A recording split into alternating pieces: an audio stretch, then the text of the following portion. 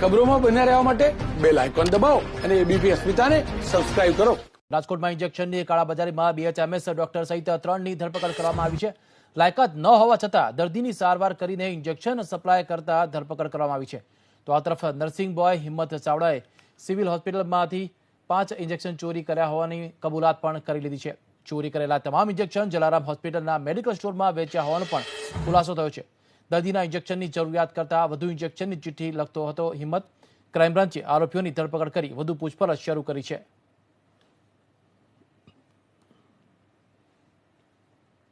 અમારી ડીસીબીની team PSI અને એમની સાથેના ટીમના માણસો વોચમાં ગોઠવાઈ ગયેલા અને જે હકીકત મળેલી એ મુજબ આ આયુર્વેદિક ડૉક્ટર જે છે એ દર્દીના ઘરે જઈ અને પોતે ઇન્જેક્શન સાથે એમની પાસે રાખેલું અને એ ઇન્જેક્શનના 7,000 રૂપિયા એમની પાસેથી વસૂલ પણ કરેલા.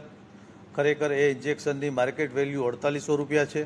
આમ એમણે ગેરકાયદેસર રીતે એ પોતે ઇન્જેક્શન પણ રાખેલું અને કાળા બજારમાં વેચવાનો એમણે પ્રયત્ન પણ કરેલો અને અગાઉ પણ એમણે આ જ પેશન્ટને 2 ઇન્જેક્શનો વેચેલા હતા. જે ખાલી ઇન્જેક્શનોની બોટલો પણ પોલીસે ડૉક્ટર પાસેથી કબજે કરેલી છે.